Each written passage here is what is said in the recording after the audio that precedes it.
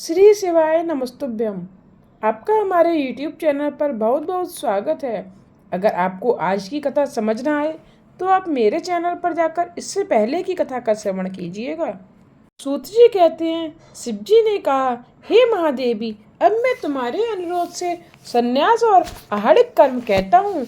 जो संप्रदायक अनुरोध है, यही तो उचित है कि वे ब्रह्म मुहूर्त में उठकर अपने उस गुरु का ध्यान, जो सहस्त्र दल वाले श्वेत कमल में बैठे हुए हैं, उस प्रकार के मनोहर भावों से युक्त हो उनकी पूजा कर नमस्कार करें और यह कहें कि मैं प्रातः से सायंकाल तक जो कुछ करूँगा उसमें आपकी प्रेरणा होगी। मुझे आप ही का बल है। हे जगन्नाथ, यह आपकी पूजा है। गुरु से ऐसा कहकर उनकी आज्ञा लेकर जितेंद्रिय हो आसन पर बैठकर प्राणायाम करें और मूल से लेकर ब्रह्मांड तक के 6 चक्रों का ध्यान करें, जिसमें करोड़ों बिजली के समान सारा तेज समाया हुआ है। फिर उसके मध्य में वह मुझ सच्चिदानंद निर्गुण ब्रह्म और अनामय रुद्र शिव का चिंतन करें। फिर उठकर जहाँ तक इच्छा हो टहलने के लिए बाहर दूर तक चला जावे। फिर अपने नित्य नैमित्तिक कर्मों को करें और स्नान से शुद्ध हो। इस प्रकार गुरु से सारी विधियाँ सीख और पद्धतियों में देखकर पंचाक्षरी का उच्चारण करते हुए 6 प्राणायाम करें और ओंकार रूपी ईश्वर का बड़ी सावधानी से मन में ध्यान करें और 3 अर्घ्य देवें। फिर 108 मंत्र जप कर 12 बार तर्पण करें और आचमन कर 3 प्राणायाम करें। मौन हो ऋषियों को स्मरण करें और जब पूजा के स्थान में जाना हो तो मौन हो पैर धोकर विधि पूर्वक आचमन कर पूजा के मंडप में आवे और जब आना हो तो पहले दाहिना पैर उठावे। ईश्वर बोले, फिर पृथ्वी को लीप कर दर्पण के समान चिकनी बनावे और हाथ भर के 4 वस्त्र को लेकर चौकों के समान की कल्पना करें। तालपत्र लेकर उसके समान लंबे और चौड़े समान 13 भाग करके उसे ले उसी चतुर्थ मंडल में पश्चिम की ओर मुख करके बैठें। पूरब की ओर सूत्र लेकर दक्षिण और उत्तर के क्रम से 14 सूत्र बिछावें। ऐसा करने से 169 कोण हो जाएंगे, जिनके बीच की कणिका के आध कोष्ठ के बाहर उस मध्य कोष्ठ का दलाष्टक होता है। इस प्रकार सभी श्वेत वर्ण के दल की कल्पना करें। फिर उसको पीली और काली करें, कर्णिका सुरेश्वरी। फिर उसका दल संधि को भी लाल और काली करें। कर्णिका में प्रणव अर्थ का प्रकाशन करने वाला ऐसा मंत्र लिखें कि जिसके नीचे पीठ और ऊपर श्रीकंठ लिखें। उसके ऊपर अमरेश, मध्य में महाकाल और महाकाल के सिर के निकट दंड लिखकर फिर ईश्वर लिखें और श्याम रंग से सिंहासन और पीत रंग से श्रीकंठ को चित्रित करके अमरेश को लाल और महाकाल को श्याम वर्ण करें। इस प्रकार दंड को ध्रुव वर्ण, ईश्वर को धवल वर्ण करें। ऐसा लाल यंत्र लिखकर संध्योजा मंत्र से आक्षदान करें। फिर उसमें उठे हुए नाद से ईश्वर को भेद कर अग्नि आदि क्रम से उसकी बाहरी पंक्ति को ग्रहण करें। फिर उसके कोने के 4 कोणों को श्वेत और लाल धातु से रंगकर 4 द्वार बनावे, जिसके उधर उधर के कोष्ठ पीले रंग से भरे हुए हों और दक्षिण दिशा के कोष्ठ के आगे 8 दल का कमल खिलें। इस प्रकार विधि पूर्वक पृथ्वी में जैसा गुरु और आचार्य बतावें सब दिशाओं के मंडल को चित्रित कर सूर्य की पूजा करें। ईश्वर बोले, इस प्रकार उस कमल की रचना कर फिर शक्ति कमल की रचना करें और चतुर्थी विभक्ति के सहित अंत में नमः लगाकर शक्ति कमलाय नमः इत्यादि उच्चारण कर अग्नि कृति भस्म इत्यादि मंत्रों से वस्तुओं को धारण कर गुरु को नमस्कार करें। फिर बाहर की ओर त्रिकोण व्रत क्रम से 4 अस्त्र प्रमाण कर ओम अर्चन मंत्र से पीठ को धारण कर शंख की पूजा करें और प्रणव से शुद्ध सुगंधित जल से 7 बार गंध पुष्प आदि से ओम की पूजा कर धेनु मुद्रा दिखावें। फिर शंख मुद्रा दिखावें। इस प्रकार अपनी आत्मा को शुद्ध करें। फिर 3 प्राणायाम करके ऋषि आदि का स्मरण करें। फिर अंगन्यास कर अस्त्र मंत्र से अग्निकोण के कमल का प्रोक्षण करें। श्वेत वस्तुओं से ही इस दक्षिण कमल को पूजें। इस प्रकार उसकी ऊपर नीचे और चारों ओर से पूजा करें। इसके पश्चात सौर नामक योग पीठ को पूजें और सिंहासन के ऊपर मूल मंत्र से मूलाधार में प्राण रोक आसन से बैठ पिंगला नाड़ी के प्रवाह से शक्ति को उठावें। जहाँ पार्वती सहित भगवान देव रुद्राक्ष की माला पहने, पास खटु बांध, कपाल अंकुश कमल और शंख धारण किए, 4 मुख और 12 नेत्रों से शोभित स्थित हैं।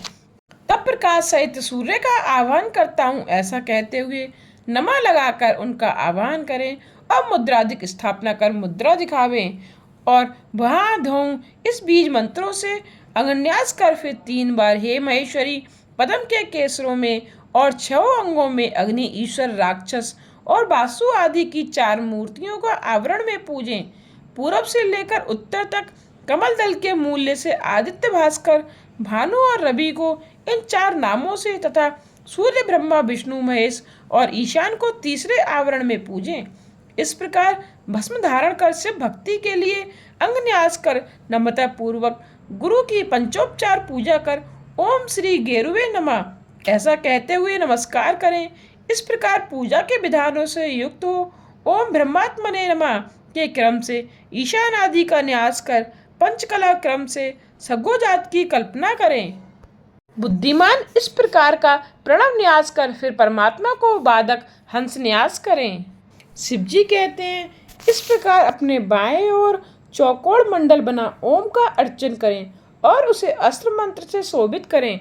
उसके भी आधार पर प्रणव को ही पूजें और चंदन आदि तथा सुगंधित वाले जल से उसे पूर्ण करें। फिर उसके आगे चौकोर शंख मुद्रा, अर्धचंद्र और उसके बाद त्रिकोण मुद्रा दिखावें। षटकोण मुद्रा करें, फिर उसमें ओमकार को गंध पुष्प आदि से पूजें, फिर उसमें पवित्र जल भरें। इस प्रकार जैसा गुरु बतलावे उसके अनुसार गुरु मूर्ति की कल्पना कर गुरुभ्यो नमः ऐसा कहते हुए गुरु की प्रदक्षिणा कर उनका ध्यान करें। फिर गणनात्वा इत्यादि मंत्रों से मूर्ति स्थापित कर देवता का आवाहन करें और एकाग्र मन से ध्यान करें। इस प्रकार गणेश का 16 से पूजन करें, फल फूल चढ़ावें, नमस्कार करें। फिर स्कंद को पूजें और गगने मंडल में सूर्य चंद्रमा संबंधी ध्यान करें। फिर कमल के सब आसनों पर सुंदर श्वेत पुष्प रखें और आधार शक्ति से आरंभ कर शुद्ध विद्या से आसन पर्यंत ओंकार सहित चतुर्थी विभक्ति के अंत में नमा लगाकर मंत्र करता हुआ सविधि ईशान आदि 5 ब्रह्मा को पूजें। फिर सावधान मन से मौन होकर मोमनी गौरी की पूजा करें, मुद्रा दिखावें। हे देवी, जो इस प्रकार सविधि पूजन और ध्यान मेरी और तुम्हारी उपासना करता है और शंख के जल से स्नान कराकर ओमकार से मोक्षण करता है, वह सिद्ध होता है।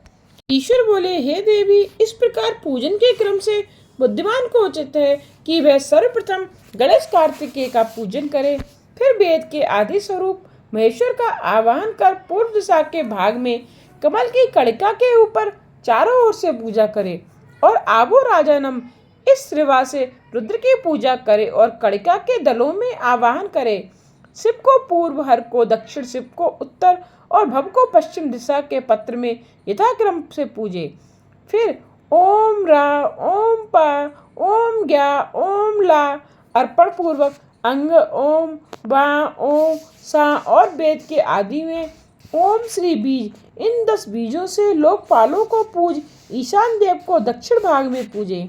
फिर ब्रह्मा विष्णु का सविधि 16 से पूजन करें तथा पंचम आवरण में देवेश का अर्चना कर ओमकार युक्त शिव को स्मरण कर गंध आदि उपचारों से सविधि शंकर जी की पूजा कर नैवेद्य चढ़ावे और आचमनीय अर्घ्य आदि प्रदान कर भोजन की सामग्री और तांबूल निवेदन करें। फिर निपाजन आदि क्रम से शेष पूजा को विसर्जित कर देवी देव का ध्यान कर 108 मंत्र जपें। फिर उठकर पुष्पांजलि लें। यो देवानिमिति उपनिषद की नारायणीय इन 6 ऋचाओं का जप करें और यो वेदादो स्वरा प्रोक्ता तक जपें। फिर पुष्पांजलि अर्पित कर 3 प्रदक्षिणा करें और परम भक्ति से साष्टांग प्रणाम और इस प्रकार प्रदक्षिणा कहते हुए अनेकों प्रणाम करें तथा आसन पर बिठाकर शिव महेश्वर आदि के नाम का 8 बार उच्चारण करके कहें कि हे भगवान शंभु, यह सब आप ही की आराधना किया है। ऐसा कहते हुए शंख जल और पुष्पों को चढ़ावे और पूजा समाप्त कर अर्घ्य सहित 8 बार फिर नाम जपें। हे देवी, इसके आगे भी मैं तुम्हारी भक्ति कहता हूँ, ध्यान से सुनो। ईश्वर बोले, हे देवी, यूँ तो परमात्मा शंकर जी के शिव महेश्वर रुद्र पितामह, संसार वैद्य, सर्वज्ञ, परमात्मा, ये 8 नाम मुख्य और नित्य प्रतिपादक हैं। फिर भी उपाधि निवृत्त होने पर शिव शंकर और महादेव ये तीनों ही नाम शिव रूप हैं। उपाधि युक्त होने से वह अनेक नाम धारण करते हैं। इसीलिए अत्यंत परिशुद्धात्मा होने से ही उन महादेव को शिव और गुणों का आधार होने से उन्हें ईश्वर को शिव तत्वदर्शी महात्मा लोग शिव कहते हैं।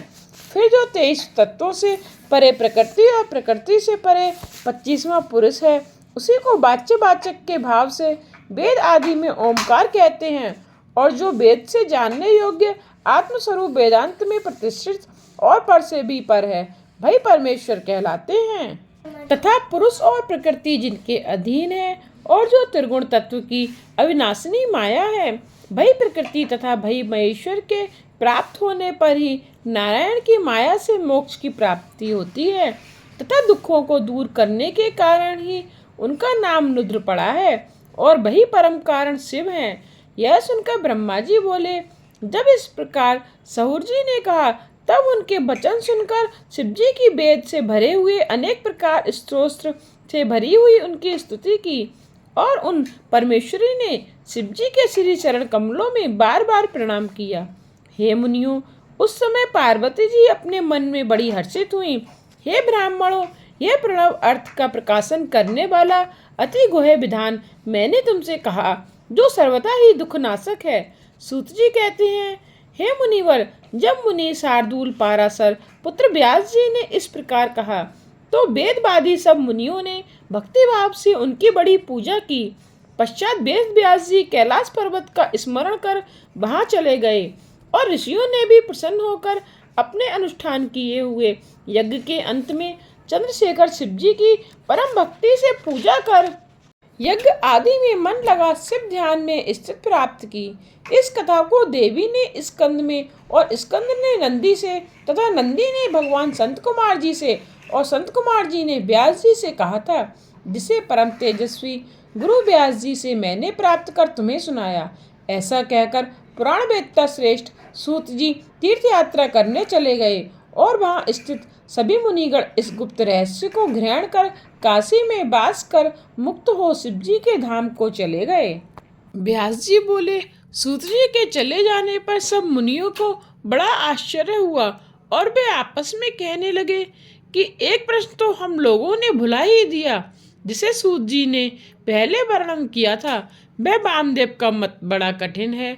अब ना जाने कब हमको उन श्रेष्ठ का दर्शन प्राप्त होगा कि जब हम उनसे इस विषय पर पूछेंगे। इस प्रकार वे मुनि चिंतन करते हुए अपने हृदय में व्यास जी का पूजन कर दर्शन की इच्छा से वहां स्थित रहे। 1 संवत्सर के पश्चात सूत जी का काशी में फिर आगमन हुआ। तब सूत जी को आया देख ऋषियों ने उनका अभिनंदन कर बड़ा स्वागत किया और जब सूत जी आसन पर बैठे तो उन मुनियों से पूजित हो बोले कि हे उत्तम व्रती मुनियों, तुम धन्य हो। तुम्हारे लिए जिस कारण से मैं आया हूँ वह वृत्तांत सुनो। जब मैं तुमसे प्रणव का अर्थ एवं उपदेश कर तीर्थ यात्रा करने चला गया तो दक्षिण सागर के तट पर पहुंचकर जो मैंने कुमारी शिवा देवी का पूजन किया और कालहस्त शैल पर जाकर स्वर्ण मुखरा में स्नान कर देवता तथा ऋषियों को तृप्त करते हुए शंकर जी का स्मरण कर चंद्रमा की कांति वाले उन कालहस्तिस को तृप्त किया कि जो पश्चिम की ओर मुख किए 5 सिर वाले और बड़े अद्भुत हैं तथा जिनकी एक ही बार दर्शन करने से सारे पाप नष्ट हो जाते हैं। उनको पूजकर फिर उनके दक्षिण भाग में स्थित पार्वती का भी मैंने पूजन किया। फिर एक सहस्त्र 108 बार पंचाक्षरी विद्या का जप किया और प्रदक्षिणा कर बार बार उनको नमस्कार किया। इस प्रकार मैं नित्य उनकी प्रदक्षिणा करते हुए कालहस्ती शैल पर उस क्षेत्र में निवास करने लगा। हे मुनीश्वरों, मैंने वहाँ 4 महीने का समय व्यतीत किया। तब ज्ञान रूपी प्रसून कालिका महादेवी का मुझे प्रसाद प्राप्त हुआ। मैं शीघ्र ही वहाँ से उठकर शिवाशिव को भक्ति पूर्वक प्रणाम कर उनकी 12 बार प्रदक्षिणा कर दंड प्रणाम करके गुरु की आज्ञा से उस क्षेत्र में चलकर 40 दिन में यहाँ तुम्हारे पास आया हूँ। हे मुनि श्रेष्ठ, अब मुझ पर कृपा कर आप सब यह कहिए कि मैं क्या करूं। सूत जी के यह वचन सुनकर ऋषि मन ही मन प्रसन्न हो उनसे कहने लगे, हे महाभाग सूत जी, आप हमारे पूज्य हैं, इसलिए हम पर दया कर हमें बतलाइए कि वामदेव का मत क्या है। यह सुनने की हमारी बड़ी इच्छा है। तब उनके वचन सुनकर गंभीर वाणी से बोले कि हे मुनियों, आपका मंगल हो, क्योंकि आप सबकी मति सर्वदा शिव भक्ति में तत्पर है। पहले रयंतर कल्प में वामदेव नाम के मुनि हुए, जो गर्भ से उत्पन्न होते ही स्वयं शिव ज्ञान जानने वाले और देव असुर मनुष्य सब देवों के जन्म के जानकार थे। वे सब शरीर में भस्म लगाए जटा मंडल मंडित, इच्छा रहित, निर्द्वंद और अहंकार रहित थे। वे सर्वदा दिगंबर महाज्ञानी और दूसरे शिव के समान अपने चरणों के स्पर्श से पृथ्वी को पवित्र करते हुए इधर उधर विचरते तथा ब्रह्मा में लीन रहा करते थे। उन्हीं ने एक समय मेरु के दक्षिण कुमार शिखर पर जाकर स्कंद जी से भेंट की, जहाँ स्कंद नामक सागर के समान एक सरोवर है और जिसका जल ठंडा और बड़ा स्वादिष्ट है।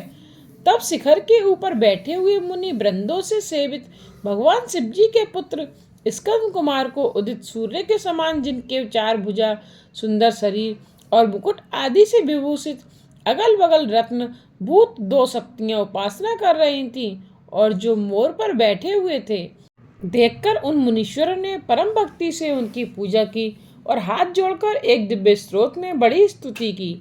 तो महेश्वर पुत्र प्रभु स्कंद जी प्रसन्न होकर बोले कि हे मुनि, मैं तुम्हारी पूजा से प्रसन्न हूँ। तुमने जो है प्रेम भक्ति से मेरी स्तुति की है, उसके लिए मैं तुम्हारा क्या प्रायश्चित करूं, क्योंकि आप जैसे योगियों में मुख्य, परिपूर्ण और निष्प्रय को इस लोक में कुछ भी प्रार्थनीय नहीं है। फिर भी आप जैसे लोग लोक कल्याण के लिए पृथ्वी में विचरते हैं। हे ब्राह्मण, आपकी जो इच्छा हो वह कहिए, लोक रक्षार्थ में उसे कहूँगा। तब स्कंद के ऐसे वचन सुनकर महामुनि वामदेव प्रसन्न हो यह मेघवत गंभीर वाणी बोले, हे भगवान, आप परम पर के स्वामी, सर्वज्ञ, सबके कर्ता और सर्वशक्तिधर हैं। हमारे जैसे जीव आपका गुण वर्णन करने में सर्वदा ही असमर्थ है। यह तो सब आपकी कृपा है जो आप हमसे ऐसा कहते हैं। हे महाभाग, अब मैं आपसे जो पूछता हूँ उसे आप क्षमा कीजिएगा, क्योंकि मेरा यह अतिक्रम है। प्रण वही साक्षात परमेश्वर वाचक या वही देव पशुपति वाच्य है कि जो पशुओं का पाप मोचक है। यदि शिवजी को प्रणव के द्वारा बुलाया जाता है तो वे क्षण मात्र में ही पाप दूर कर देते हैं। इस प्रकार प्रणवोपासना ही तो पाप मोचक हुई और प्रणव की ही वाचकता सिद्ध हुई।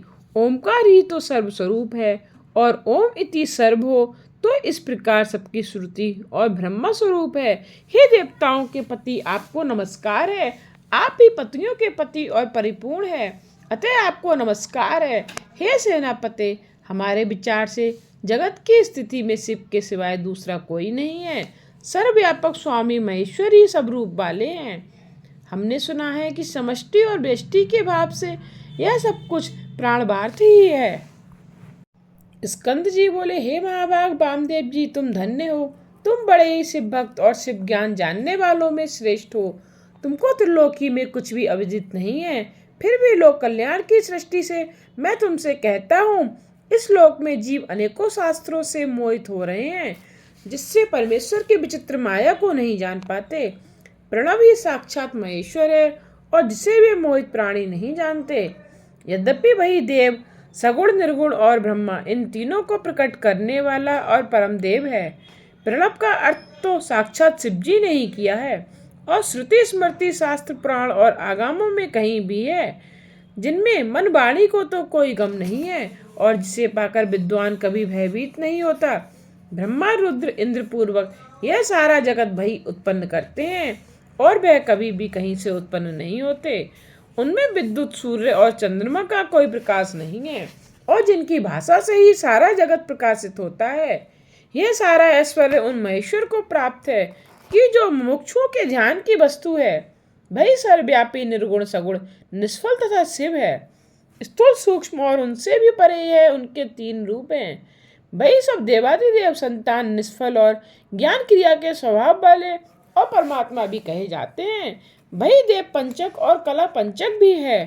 उनका मन सर्वदा शुद्ध स्फटिक मणि के समान प्रसन्न और शीतल होता है, जिनके 5 मुख, 10 भुजा और 15 नेत्र हैं, जो ईश्वर देव, मुकुट युक्त पुरातन पुरुष और ओघर हृदय वामदेव गुह तथा प्रदेशवान है।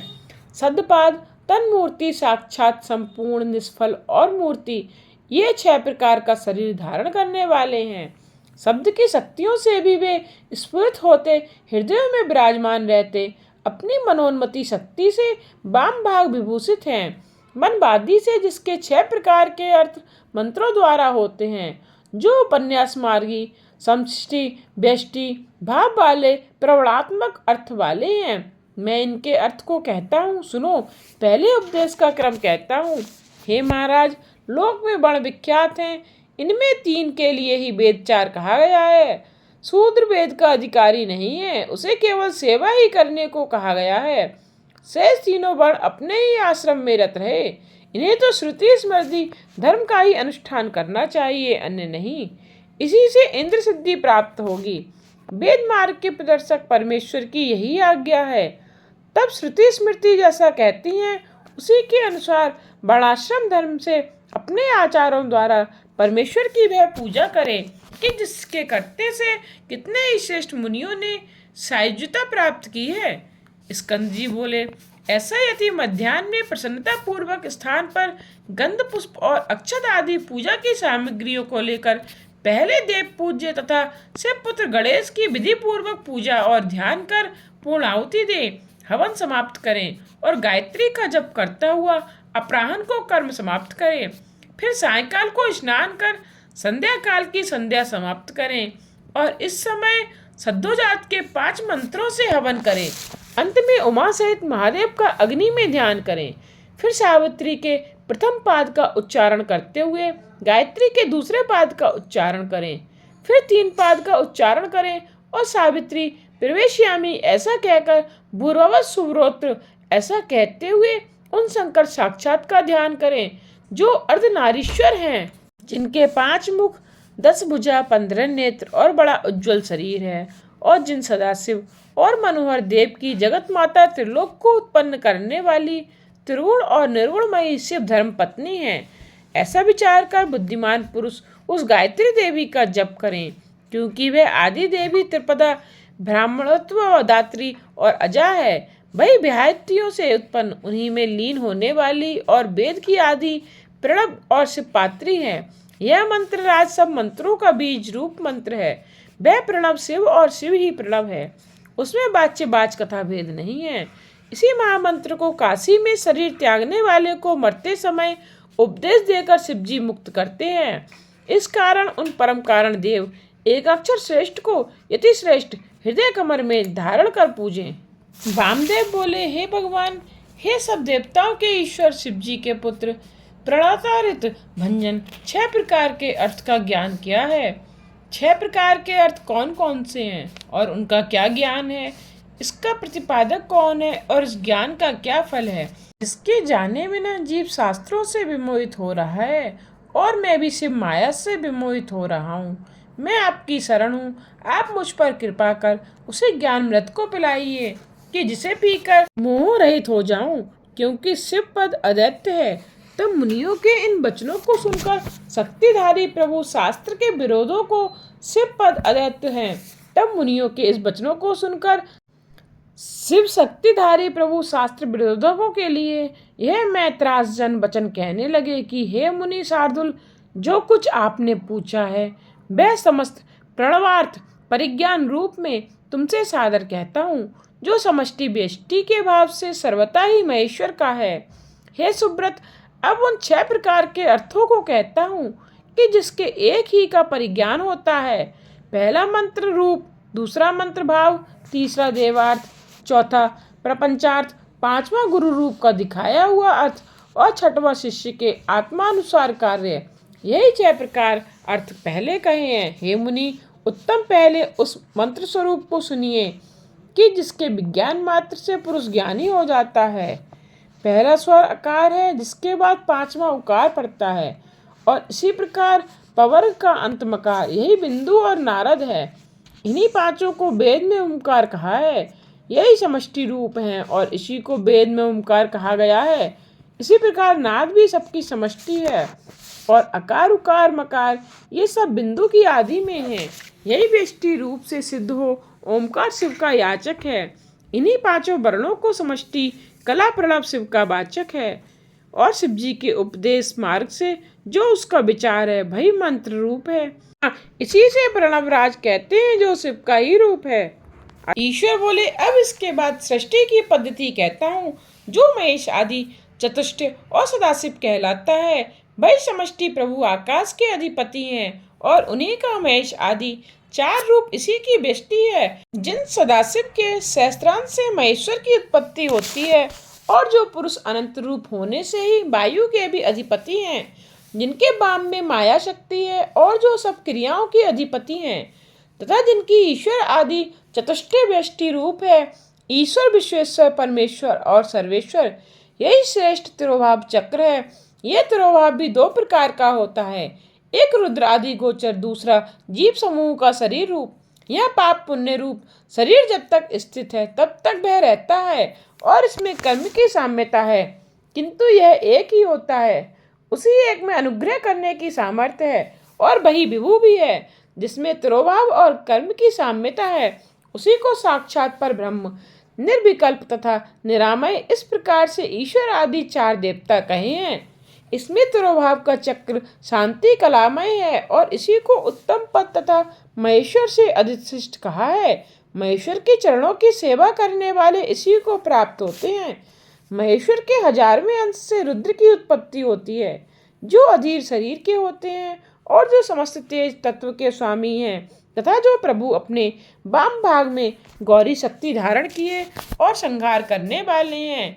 इन्हीं व्यष्टि रूप शिव, हर मुंड भव ये चार शिव आदि अद्भुत चक्र विदित हैं, सब प्रावरण से रक्षित हैं और जो इसके ऊपर नीचे 10 गुना जल व्याप्त है।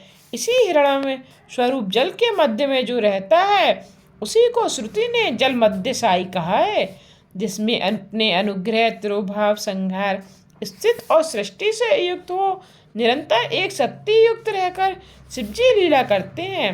हे मुनियों, अधिक कहने से क्या मैं सार कहता हूँ। यह निश्चय जानो कि शिवजी ही सर्वशक्तिमान हैं। सूत जी बोले, जब इस प्रकार गुरु ने वेदार्थ उपदेश किया तो उसे सुनकर मुनि श्रेष्ठ को परमात्मा में संदेह हुआ। तब उन्होंने कहा कि हे स्वामिन, आपके मुख कमल से जो मैंने ओंकार रूप अमृत का पान किया है उससे अब मेरा ज्ञान दृढ़ हो गया और इस विषय में कुछ भी संदेह नहीं रहा। फिर भी मैं आपसे यह थोड़ा प्रश्न करता हूँ कि सदाशिव से लेकर कीर्ति पर्यंत यह जो जगत रूप की स्थिति है और जिसमें सर्वत्र स्त्री पुरुष रूप से दिखती है और जिसमें कुछ संदेह नहीं है, इस प्रकार के रूपवान जगत के लिए वही सनातन देव कारण है। यही स्त्री पुरुष नपुंसक रूप और कोई है अथवा उसका क्या रूप है। विद्वान और शास्त्र तो मोहित होकर उसे अनेक प्रकार से कहते हैं, परंतु इसमें जो एक मत हो और जगत सृष्टा जैसे एक भाव को प्राप्त हो वह आप मुझे बतलाइए, क्योंकि मुझे ब्रह्मा विष्णु आदि देवता और सिद्ध कुछ नहीं जान पड़ते। मुझे तो यह करता हूँ यह व्यवहार ही स्पष्ट दिखाई पड़ता है और यह सब क्रियात्मक व्यवहार ही सब अनुभवों से सिद्ध होता है और वह देह इंद्रिय मन तथा अहंकार से उत्पन्न होता है अथवा यह महान आत्मा का ही रूप है। इसमें भी कुछ संदेह नहीं है, परंतु इन दोनों बातों में यह अद्भुत विवाद है। आप मेरे इस संशय रूपी विष वृक्ष को उखाड़कर ऐसा कर दीजिए कि जिसमें हमारे चित्त की भूमि शिव के अदैत्य कल्प वृक्ष जन्म योग्य हो जावे। हे देवेश, मुझे आशा है कि आपकी कृपा से मुझे दृढ़ ज्ञान प्राप्त होगा। जब मुनि ने इस प्रकार पूछा तो उपनिषद गर्भित इस समय रहस्य को समझकर प्रभु स्कंद जी कुछ हंसते हुए बोले कि हे मुनि, इस गुह्य ज्ञान को शिवजी ने कहा है। हे वामदेव, जिस समय शिवजी अम्बा से कह रहे थे उस समय मैं अम्बा का दूध पीता हुआ बड़े आनंद से सब कुछ सुन रहा था और वह सब मुझे स्मरण है। हे पुत्र वामदेव, अब उस परम रहस्य को मैं तुम पर दया करके कहता हूँ, ध्यान देकर सुनो। कर्म सत्ता से लेकर जितना कुछ शास्त्रवाद है वह सब ज्ञानदायक है। विचारवान उसे विवेकपूर्वक सुनते हैं। भला आप लोगों के जैसा कौन है कि जो आपने इस बड़े विस्तार युक्त शास्त्रवाद को शिष्यों को उपदेश किया है, परंतु जिनकी नीच बुद्धि है वे अभी तक कपिलादि शास्त्रों को पढ़कर ऐसा ही कहते हैं, ईश्वर नहीं है। ऐसे शिव निंदक पहले से ही 6 मुनियों के द्वारा शापित और अन्यथावादी हैं। अतः उनकी वार्ता कदापि सुनने योग्य नहीं है, क्योंकि इन्हें तो क्षिति और अंचुरादि कर्ता जन्य देखने से भी और अनुमान प्रयोग से भी परमेश्वर का रूप सिद्ध नहीं होता, और वे अन्य अवसर की प्रतीक्षा करते हैं। किंतु जैसे उपरोक्त पचाया युक्त धूम के देखने से पर्वत अग्नि वाला है, ऐसे ही यह तो प्रत्यक्ष प्रपंच का दर्शन एवं अवलंबन है। परमेश्वर परमात्मा को जाने इसमें संदेह नहीं। स्त्री पुरुष रूप विश्व प्रत्यक्ष दिखाई पड़ता है। श्रुतियों ने ऐसा कहा है कि सच्चिदानंद ब्रह्मा इन रूपों से सत्य है और वही प्रपंच की निवृत्ति करने वाला शब्द तथा सदात्मा कहलाता है। फिर वही अपने प्रकाश से चित्त होकर जगत का कारण हो जाता है, परंतु वे एक ही शिव भक्त भाव को प्राप्त हुए हैं, जिन शिव शक्ति के संयोग से ही आनंद की प्राप्ति होती है। वामदेव जी बोले, भगवान, पहले तो आपने यह कहा कि प्रकृति नीचे नियति और ऊपर पुरुष है। वह अब आप यह दूसरा क्या कहते हैं? माया से संकुचित रूप को तो आपने कहा है कि वह नीचे है। अस्तु, हे नाथ, मेरा यह संशय दूर कीजिए। स्कंद जी बोले, हे मुनि, यह अदैत्य सेववाद में किसी प्रकार का भी दैत्य का समावेश नहीं है। यह नश्वर अविनाशी है। इस प्रकार वह एक ही शिव सच्चिदानंद रूप वाले और ब्रह्मा है, जिन्हें सर्वज्ञ, सबका कर्ता और त्रिवेदों का उत्पादक कहा जाता है। शिव जी ही अपनी माया और इच्छा से संकुचित रूप के समान पुरुष हो गए हैं, जिनमें 5 कला हैं और जो भोक्ता हैं। वही पुरुष प्रकृति के गुणों के भोक्ता हैं। वही समष्टि और वही चित्त प्रकृति तत्व हैं। सत्वादि भेद से प्रकृति के गुणों से बुद्धि और बुद्धि से 3 प्रकार का अहंकार उत्पन्न हुआ है। फिर उससे तेज और उससे मन, बुद्धि तथा इंद्रियों की उत्पत्ति हुई, और मन का रूप संकल्प विकल्पात्मक है। इसी प्रकार बुद्धि, इंद्रिय, कान, त्वक, चक्षु, जिह्वा, शब्द, रूप, स्पर्श, रस, गंध, प्रवृत्ति और बुद्धि तथा इंद्रियों में श्रोत का क्रम कहा गया है। और वैकारिक अहंकार से कर्मेंद्रियों की उत्पत्ति हुई, जिन्हें तत्वदर्शी मुनियों ने सूक्ष्म कही है, और कार्य सहित सब कर्मेंद्रियां हैं। और बांक, पाणी, पाद, उपस्थ, इस प्रकार बोलना, ग्रहण करना, जानना और त्यागना जिनकी क्रिया हैं। फिर उनकी तन मात्राएं हुई, जिनसे शब्द आदि रूप हुए, और जिनसे आकाश, वायु, अग्नि, जल और पृथ्वी की उत्पत्ति हुई, और जो 5 महाभूत कहलाए, तथा अवकाश, बहन, पाचन, वेग और जो महापंच हुए। सूत जी बोले, जब वेदांत युक्त इस प्रकार का वचन स्कंद जी ने कहा, तो ऋषि वामदेव जी नम्र हो बार बार पृथ्वी पर गिरकर उनको दंडवत करने लगे, क्योंकि उनके चरणारविंद में बिहरते हुए उन्हें परम तत्व की प्राप्ति हो गई।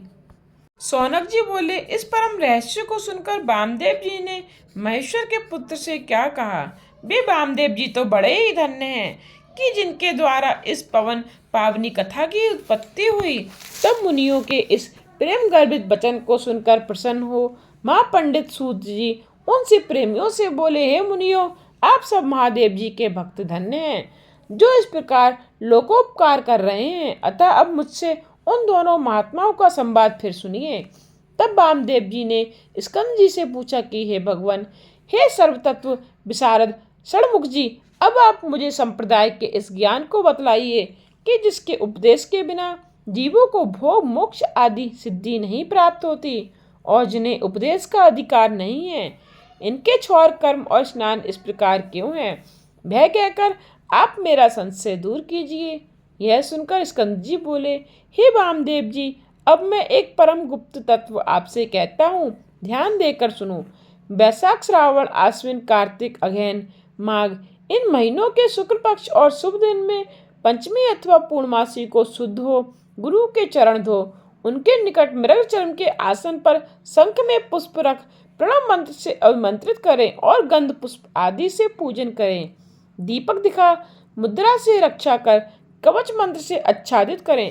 फिर अर्घ्य के विधान से उत्तम मंडल कर उसे सुगंधित पुष्पों से पूजें, आधार को सोधें और फिर उस पर शुद्ध घट रखकर उसे सूत से लपेटकर उसमें सुगंधित जल भरें।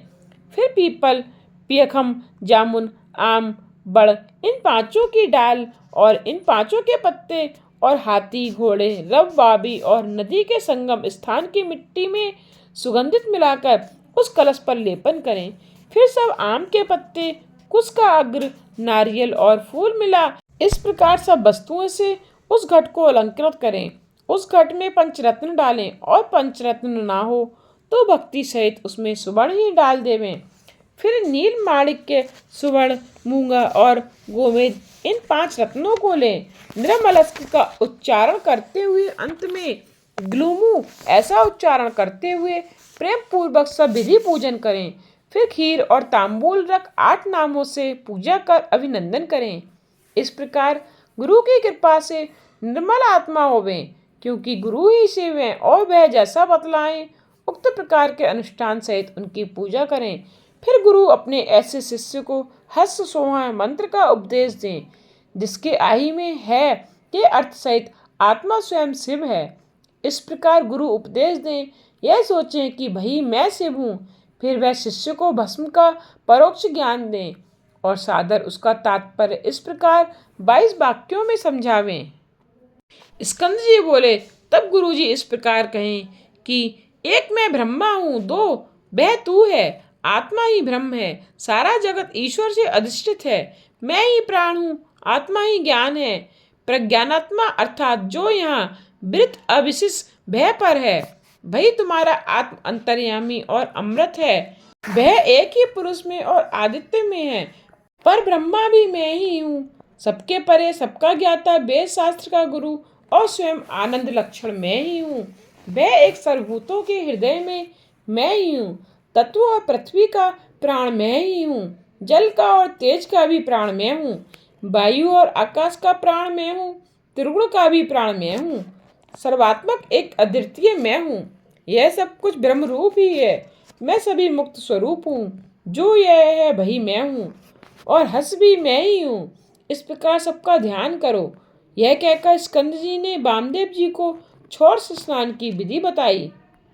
स्कंद जी बोले, हे वामदेव जी, अब मैं स्नान और छोर की वह विधि कहता हूँ जिसमें यतियों को परम शुद्धि प्राप्त होती है। हे मुनीश्वर, जब इस प्रकार शिष्य योग पद को प्राप्त हो, पूर्ण व्रती होवे, तब उसे पहले छोर करा लेना उचित है। वह गुरु को नमस्कार कर उनकी आज्ञा लें, छोर करावें।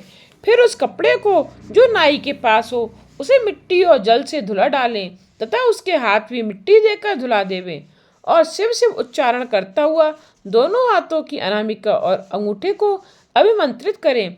फिर नेत्र मूंद कर अस्त्र मंत्र पढ़ें और फिर नेत्र खोलकर नापति के उस्तरे और कैंची आदि की स्वच्छता को देख उसे भी अस्त्र मंत्र से अभिमंत्रित कर प्रोक्षण करें।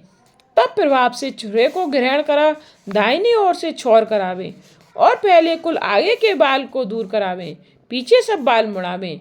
फिर एक पत्ता लें, उसमें बालों को रख कहीं दूर डाल देवें और मूछ भी मुड़ा लेवें। फिर हाथ रख नखों को कटावें और बेल, पीपल या तुलसी के नीचे की मिट्टी लेकर रख लें।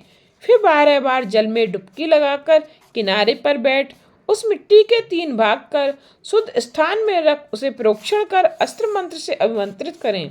फिर उसमें से एक भाग की मिट्टी ले 12 बार हाथ को मलकर जल से धोवे और एक ढेले ही से शरीर लेपन कर जल से धो फिर जल में प्रवेश करें।